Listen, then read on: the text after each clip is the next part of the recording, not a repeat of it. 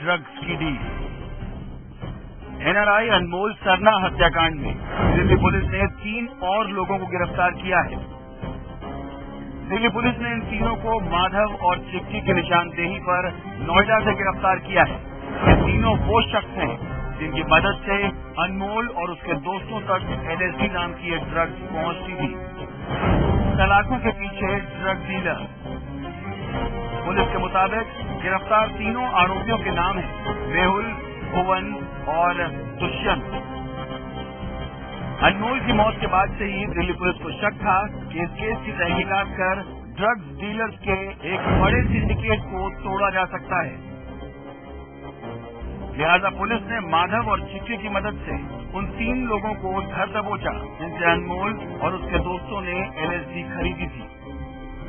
पूछताछ के दौरान पता चला कि LSD नाम की एक ड्रग सरहद पार चीन से आती थी। ईमेल के जरिए होती थी LSD की डिमांड। कुरियर के जरिए हिंदुस्तान पहुंचता था ड्रग्स का कंसाइनमेंट। डॉलर्स में होती थी पेमेंट। पुलिस के मुताबिक ड्रग डीलर की एक लंबी चेन है। दरअसल गिरफ्तार किए गए मेहुल और भुवन नाम के ये दोनों शख्स ग्राहक और ड्रग सप्लायर के बीच बिचौलिए का काम करते हैं। माधव भंडारी भुवन का अच्छा दोस्त है। माधव ने ही भुवन से LSD खरीदने की बात की थी। उसके बाद भुवन और उसके साथी मेहुल ने दुष्यंत से संपर्क किया। दुष्यंत वो शख्स है जो चीन से ईमेल के जरिए ड्रग्स मंगवाता है। इस मामले में भी भुवन और मेहुल के कहने पर दुष्यंत ने चीन से कुरियर के जरिए LSD नाम की ड्रग्स मंगवाई थी। इसके लिए अनमोल और उसके दोस्तों ने $300 से $400 की पेमेंट की थी।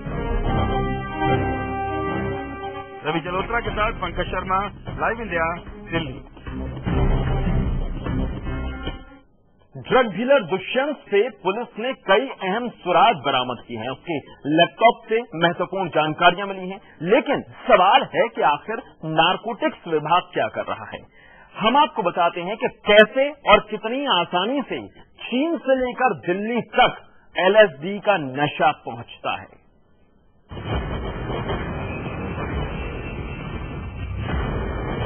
पुलिस को शक है कि अनमोल के इन दोस्तों ने इससे पहले भी कई बार ड्रग्स की डील की है।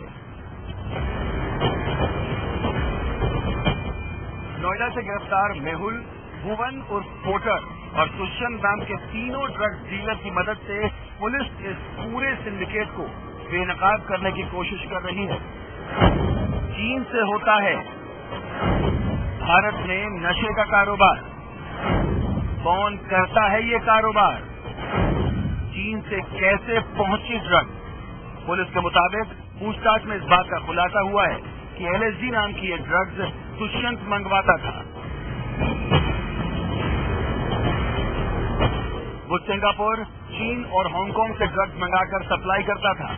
अनमोल और उसके दोस्तों ने जो ड्रग्स ली थी वो दुष्यंत ने चीन से मंगवाई थी। दुष्यंत को खुद भी है ड्रग्स लेने की लत। पूछताछ से यह खुलासा हुआ कि ड्रग डीलर दुष्यंत की एक इवेंट मैनेजमेंट कंपनी है। पुलिस सूत्रों का कहना है कि दुष्यंत को ड्रग्स लेने की लत है और वो अपनी लत पूरी करने के लिए चीन समेत और देशों से ड्रग्स मंगाता है। ड्रग्स मंगाने का तरीका भी अनोखा है। वो इसकी ऑनलाइन बुकिंग करता है। कौन है चीन में ड्रग सप्लायर?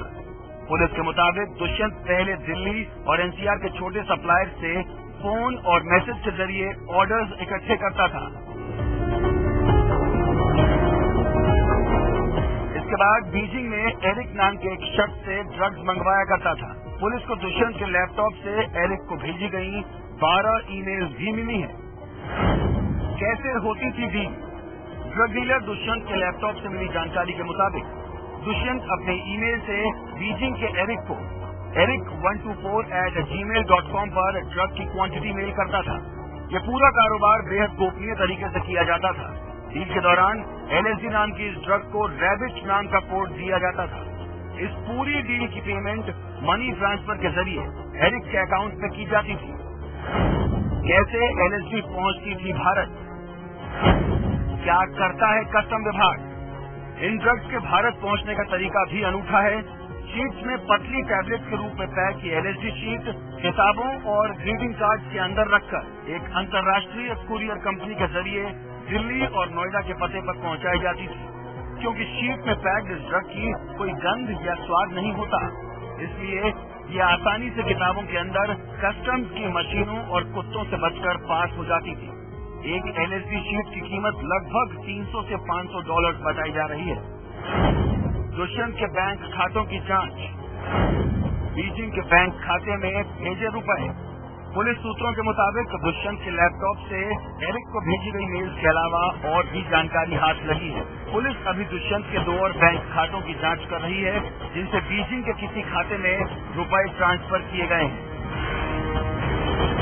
रवि जलोत्रा के साथ पंकज शर्मा, लाइव इंडिया, दिल्ली।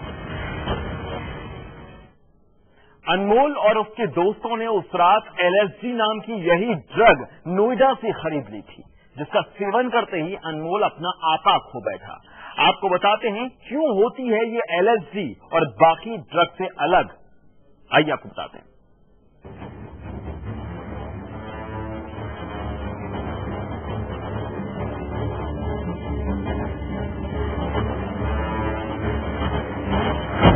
मौत वाली रात।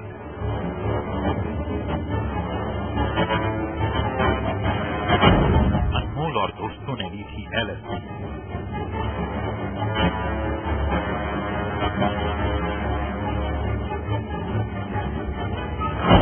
पेपर पर लगी होती है LSD।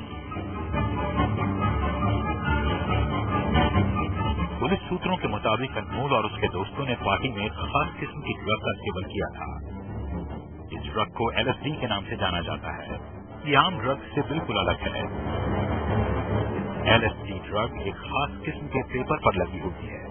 पेपर के टुकड़े को जीभ पर रखकर उसका सेवन किया जाता है। नाखून जितने पेपर की कीमत 300 से 1000 रुपए। एक नाखून जितने पेपर की कीमत 300 रुपए से लेकर 1000 रुपए तक हो सकती है। ये ड्रग एकदम से दिमाग पर असर करती है। इसका नशा करने वाले व्यक्ति को दूर की चीजें नजदीक और नजदीक की चीजें दूर नजर आने लगती हैं। LSD से भरे एक पन्ने में करीब 100 LSD की गोलियां होती हैं। इसमें बंद LSD की क्वालिटी इसके अलग अलग ब्रांड पर निर्भर करती है।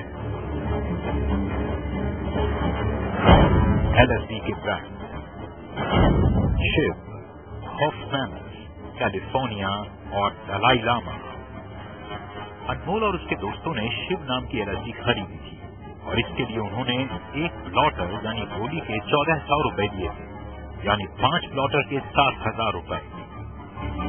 पुलिस के मुताबिक दुष्यंत LSD की एक शीट पर 300% से ज्यादा फायदा कमाता था। उसे LSD की एक शीट तकरीबन 31,000 रुपए की मिलती थी, जिसे वो तकरीबन 1,20,000 रुपए में बेचता था।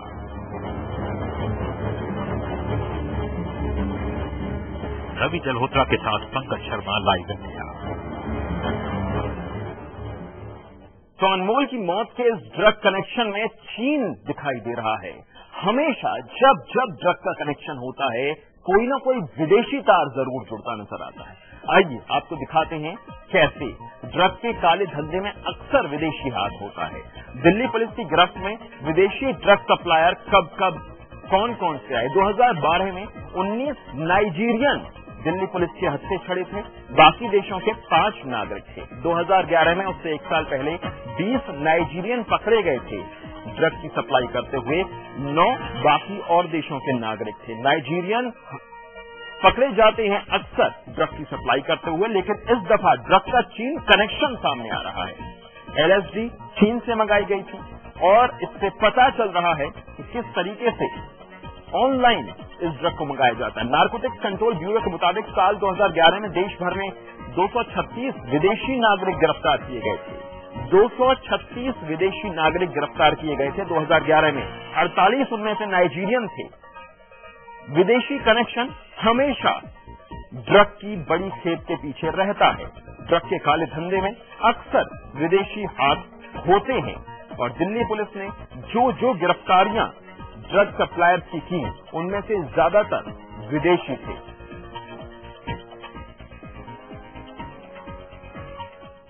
और ड्रग्स के इस विदेशी कनेक्शन पर लाइव इंडिया कुछ सवाल पूछ रहा है। लाइव इंडिया के कुछ सवाल है। ड्रग्स की तस्करी का क्या ये नया तरीका है या फिर ये तरीका बहुत समय से अख्तियार किया जाता रहा है? 2008 के बाद से अब तक दिल्ली पुलिस LSD नहीं पकड़ पाई है।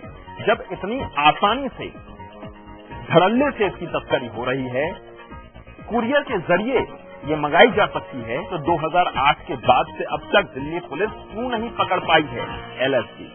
सवाल ये भी है कि ये नशे का काला कारोबार आखिर हो कब से रहा है? कितने युवाओं को इसने अपनी गिरफ्त में ले लिया है? और युवाओं को इतनी आसानी से जब सब कुछ पता है, ऑनलाइन सब कुछ है, तो पुलिस क्यों नहीं अभी तक LSD पकड़ पाई है? कहां है दिल्ली पुलिस का नारकोटिक सेल? नारकोटिक सेल का काम ही ये होता है नशीली दवाओं की, नशीली सामग्रियों की तस्करी को वो कंट्रोल करे। क्या कर रहा है देश का नारकोटिक कंट्रोल ब्यूरो? सवाल ये भी है। नशा युवाओं पर हावी होता जा रहा है और इतनी आसानी से LSD जैसी खतरनाक जानलेवा ड्रग मंगाई जा सकती है। अनमोल ने ऐसा ही किया, अनमोल के दोस्तों ने ऐसा ही किया। क्यों नहीं अभी तक 2008 के बाद से दिल्ली पुलिस LSD की खेप पकड़ पाई है? क्या अब LSD की तस्करी रोकने का कोई तरीका निकाला जाएगा? लाइव इंडिया के सवाल है दिल्ली पुलिस से।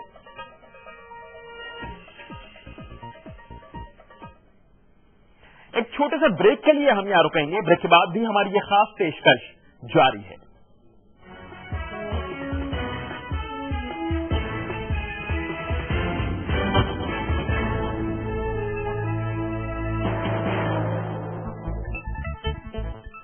सितंबर को रक्तदान दें और देश को समृद्ध बनाएं। रक्तदान महादान 26 सितंबर को रक्तदान करके देश को समृद्ध बनाएं। देश के लोगों से यह अपील है कि रक्तदान महादान 26 सितंबर को रक्तदान करके देश को समृद्ध बनाएंगे।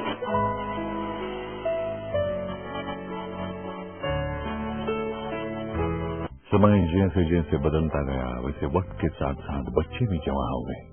अब उन्हें अपने घर में जो भी कुछ है उससे ज्यादा जो नहीं है, इसका एहसास झट से होने लगा। और अब उनकी खुशियां ही माँ बाप का भविष्य होती है। जमा पूंजी भावनाओं की, खुशहाली लाखों की। समृद्ध जीवन multi state multipurpose cooperative society limited.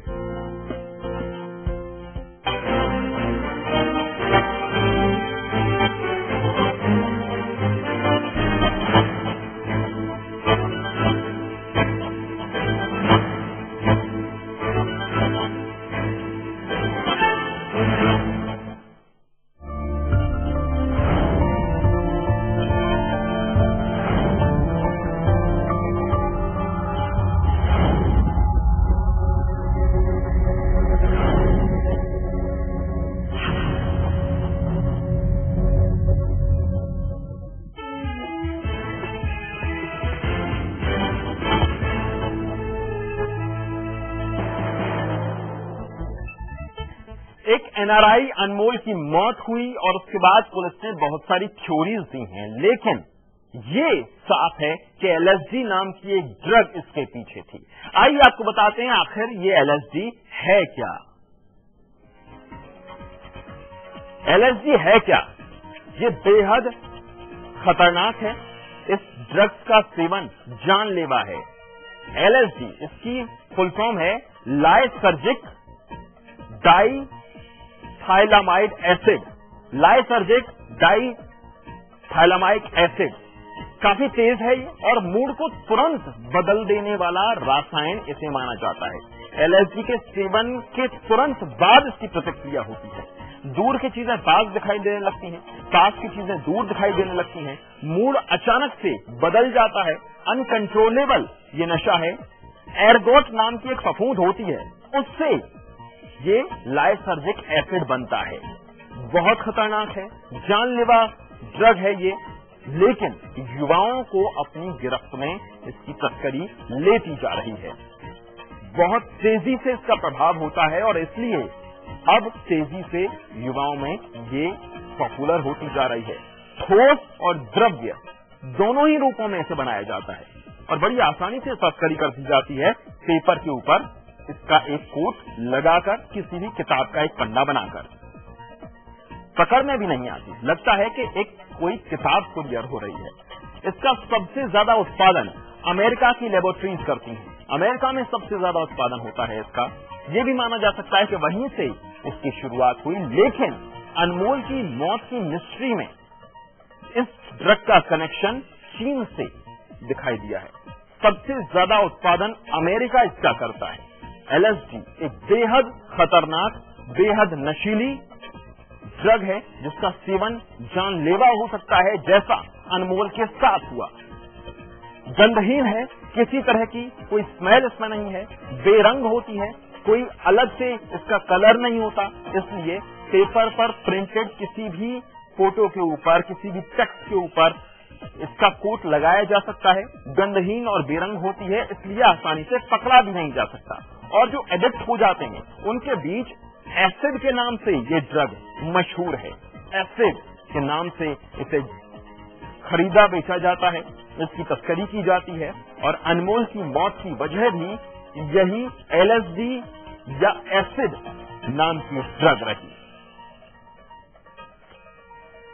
इसे गोलियों और कैप्सूल के तौर पर भी गैर कानूनी तरीके से तस्कर बेचते हैं। गोलियों और कैप्सूल के रूप में गैर कानूनी तरीके से इसे बेचा जाता है, लेकिन अनमोल की मौत के वक्त जो खरीदा गया वो पेपर फॉर्म में खरीदा गया।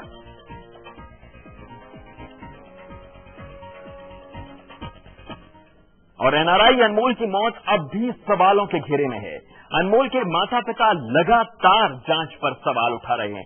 आपको सिलसिलेवार तरीके से बताते हैं कि जिस रात अनमोल की मौत हुई, आखिरकार उस रात हुआ क्या था।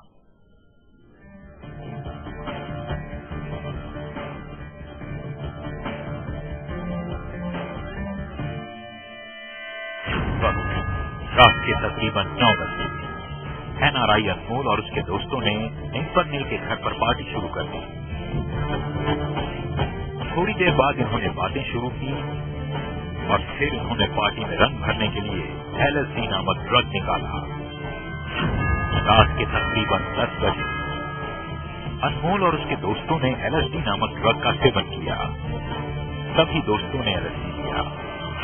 रात के तकरीबन 11 बजे पुलिस के मुताबिक अनमोल को ड्रग्स का नशा होने लगा था। उसने पहले अपने दोस्तों के साथ धक्का मुक्की की और फिर कमरे में लगा LCD तोड़ दिया। रात के तकरीबन 11:30 बजे LCD टूटने के बाद परनील के माता पिता उस कमरे में आए और सभी दोस्तों को घर से जाने के लिए कहा। इसी बीच अनमोल ने परनील के माता पिता से बहस भी की। रात के तकरीबन 11:40 दिल्ली पुलिस के मुताबिक अनमोल आक्रामक हो चुका था। घर से बाहर निकलने के बाद उससे पड़ोसी टकराया और फिर उसने पड़ोसी को भी धक्का दे दिया। रात के 11:45 पुलिस के मुताबिक पड़ोसी ने गार्ड को बुलाया और गार्ड ने अनमोल को रोकने की कोशिश की, लेकिन अनमोल ने गार्ड को ही थप्पड़ जड़ दिया। रात के 11:50 गार्ड को थप्पड़ मारकर अनमोल भागने लगा। तभी गार्ड ने डंडा अनमोल के सिर पर मारा। अनमोल के सिर से खून निकलने लगा। रात के 11:59 अनमोल सोसाइटी के गेट के पास पहुंचा और फिर वो खुद अपना सिर गेट पर मारने लगा। तकरीबन 12 बजे पुलिस को बुलाया गया। अनमोल खुद PCR वैन में बैठा, लेकिन एम्स अस्पताल में उसकी मौत हो गई। दिल्ली पुलिस ने CCTV कैमरे की मदद से पूरे मामले का यह खाका तैयार किया है ताकि अनमोल की मौत की गुत्थी सुलझ पाए, लेकिन पुलिस की हर थ्योरी पर अब सवाल उठते दिखाई दे रहे हैं। पंकज शर्मा के साथ रवि जगोत्रा, लाइव इंडिया। तो पुलिस की थ्योरी पर अनमोल के परिजन सवाल भले उठा रहे हों, लेकिन एक बात साफ है कि इस खतरनाक ड्रग ने अनमोल की जान ली। इस खास पेशकश में फिलहाल इतना ही, लेकिन लाइव इंडिया पर खबरों का सिलसिला लगातार जारी है।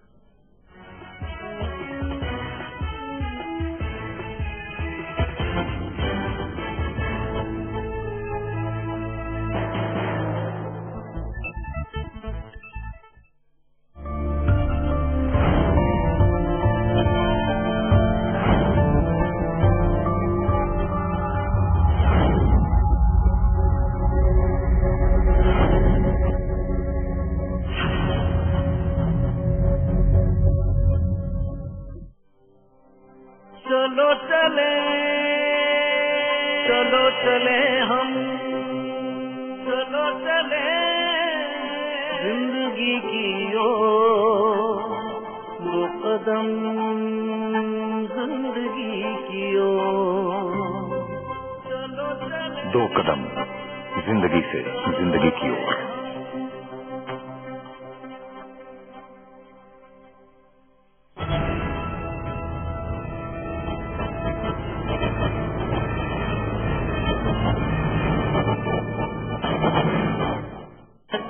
ब्लड डोनेशन कैंप पूना में कर रहे हैं, इससे मेरी शुभकामनाएं। और इस तरह के जो कार्यक्रम होते हैं ये समाज की सेवा के रूप में होते हैं, क्योंकि आजकल हमारे ब्लड बैंक में खून की काफी कमी होती है और इतने एक्सीडेंट हो जाते हैं, लोगों को इतनी जरूरत होती है कि हर ग्रुप का ब्लड अगर हमारे ब्लड बैंक के अंदर हो तो काफी लोगों की जाने बचती है। यह कहा जाता है कि रक्तदान ये सबसे बड़ा दान है। कोई संपत्ति का दान कर सकता है, कोई विद्या का दान करता है, कि रक्तदान ये प्राणदान होता है। आप किसी की जीवन सुरक्षा कर सकते हैं, इसलिए रक्तदान ये सबसे बड़ा दान है। और मुझे खुशी है कि एक चैनल इस तरह की एक कैंपेन लेके लोगों तक जा रहा है। मेरा लोगों से आह्वान है, पार्टी, प्रदेश, प्रांत सब बाजू में रख के लोगों ने इस तरह की मुहिम, इस तरह के अभियान में अपने आप को जोड़ देना चाहिए। ये ब्लड डोनेशन का जो आप लोगों ने बताया है तो बहुत अच्छा है। और एक लोगों के दिमाग में एक भ्रम है कि हम ब्लड डोनेट करते हैं तो उससे हम कमजोर हो जाते हैं या हमारे शरीर में कोई नुकसान पहुंचता है। ये बिल्कुल गलत फहमी है। मैंने 1 से अधिक बार जो है ब्लड डोनेट किया और हमने महसूस किया है कि इससे बल्कि आदमी जो डोनर है उसके हेल्थ के लिए भी, इसलिए ये इसमें सब लोगों को भाग लेना चाहिए और लोगों का जीवन जो है बचाना चाहिए। आप लोग इस काम को एक अभियान के रूप में चला रहे हैं, जिसके लिए हमारे 26 सितंबर को जो ब्लड डोनेशन कैंप रखा हुआ है वो एक बहुत ही अच्छी चीज है। मैं समझता हूँ कि ऐसे ब्लड डोनेशन कैंप के द्वारा हम बहुत गरीबों और दुखी लोगों को मदद कर सकते हैं। मैं आशा करता हूँ कि देश के युवा सहयोग करेंगे और संस्था भी बढ़ाएंगे। मैं लाइव इंडिया चैनल को बधाई देना चाहती हूँ कि वो इतना अच्छा काम समाज सेवा के क्षेत्र में कर रहे हैं। ब्लड डोनेट करने का जो काम है और वो पिछले साल से उन्होंने इस काम को शुरू किया है। ये बहुत अच्छा काम आप कर रहे हैं, मेरी शुभकामनाएं हैं, इसको हमेशा करते रहिए। प्रदान करने से मात्र मनुष्य का जीवन ही नहीं बदलता या फिर मनुष्य का जीवन ही नहीं बचता, परंतु रक्तदान करने से मानवता का भी रक्षण होता है। रक्त बहाना और दान करने में क्या अंतर है, ये स्वतंत्र भारत की समृद्ध विचारों से होकर जो समृद्ध फाउंडेशन ने एक अनूठा आयोजन किया है, उसको मेरे तरफ से अनेक अनेक शुभकामनाएं।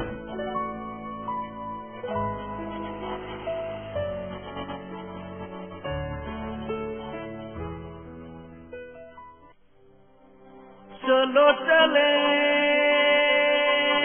चले हम, चलो चले जिंदगी की ओर, 2 कदम जिंदगी की ओर, 2 कदम जिंदगी से जिंदगी की ओर।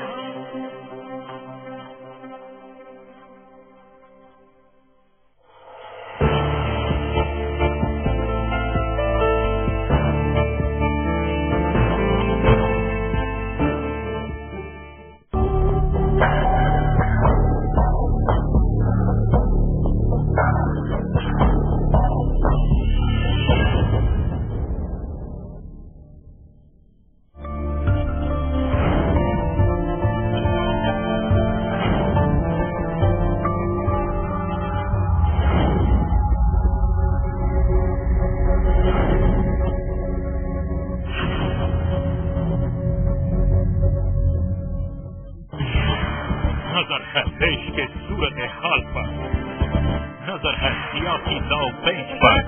सेक्सुअलिज्म का बोखा पहन लेते हैं। नजर है जनता से जुड़े सवालों पर। आम आदमी का खाना ही मुश्किल हो गया, महंगाई बढ़ गई है, हर 2 महीने के बाद 2 रुपया बढ़ रहे हैं। नजर है देश की तरक्की पर, नजर है हर इलाके हर शहर पर, नजर है पूरे इंडिया पर। लाइव इंडिया, नजर है हमारी हर खबर पर।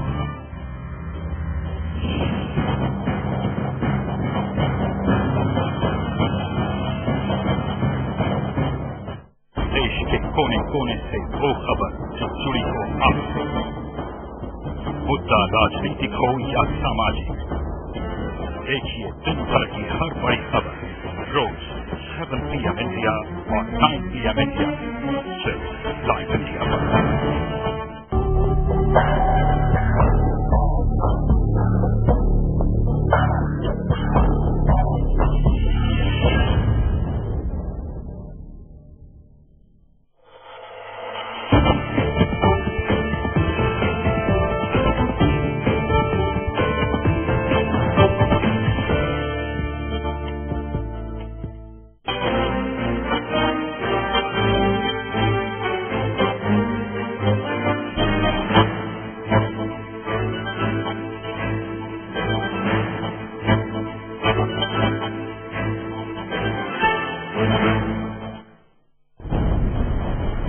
एक पल में बदल जाती है दुनिया,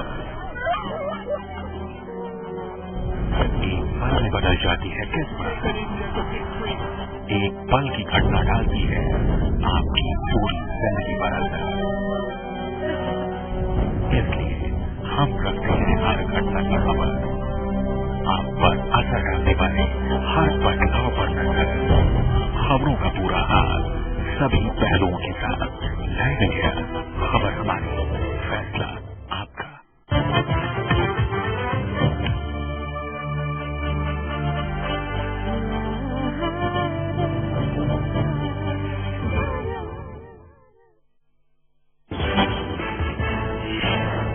गांधीनगर से अमेरिकी भारतीयों को वीडियो कॉन्फ्रेंसिंग के जरिए मोदी का संदेश आ गया, कर्ज चुकाने का वक्त, देश को बचाना है तो कांग्रेस को हटाना होगा। नैरोबी के एक शॉपिंग मॉल पर आतंकी हमले में 2 भारतीयों समेत 59 की मौत, अलकायदा से जुड़े आतंकी गुट अल शबाब ने ली जिम्मेदारी, 4 भारतीय जख्मी। पाकिस्तान के पेशावर के चर्च में जबरदस्त धमाका, 25 लोगों की मौत, 45 लोग घायल।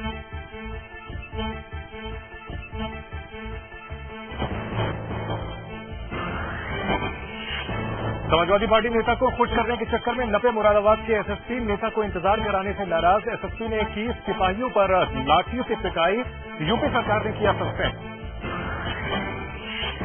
मुजफ्फरनगर हिंसा को लेकर अब और गिरफ्तारियों के आसार, बीजेपी नेताओं की गिरफ्तारी के विरोध में पश्चिमी यूपी में बंद।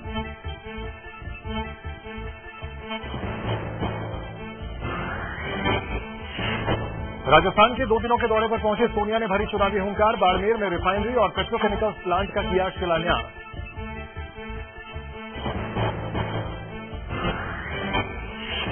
रेप के आरोपों से बढ़ी गहलोत सरकार की मुश्किलें, कांग्रेस विधायक उदय लाल के खिलाफ भी रेप का केस दर्ज, पूर्व मंत्री बाबूलाल नागर के 3 कर्मचारियों से पूछताछ।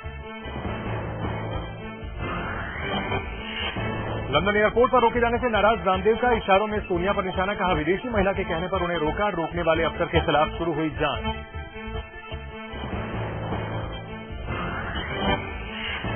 और यूपी के चंदौली में खौफ का मंजर, ट्रक और टैंकर के बीच भयंकर भिड़ंत से लगी आग, लपटों से झुलसकर ड्राइवर और क्लीनर की मौत।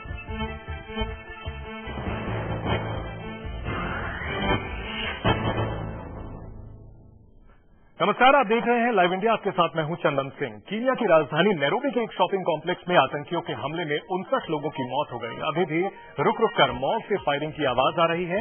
मरने वालों में 2 भारतीय भी शामिल हैं, जबकि 4 भारतीय घायल हैं। कीनिया के राष्ट्रपति उहुरु केन्याटा ने कहा कि मरने वालों में उनके परिवार के कुछ सदस्य भी शामिल हैं। बंदूकधारियों ने अभी भी कुछ लोगों को बंधक बनाकर रखा हुआ है।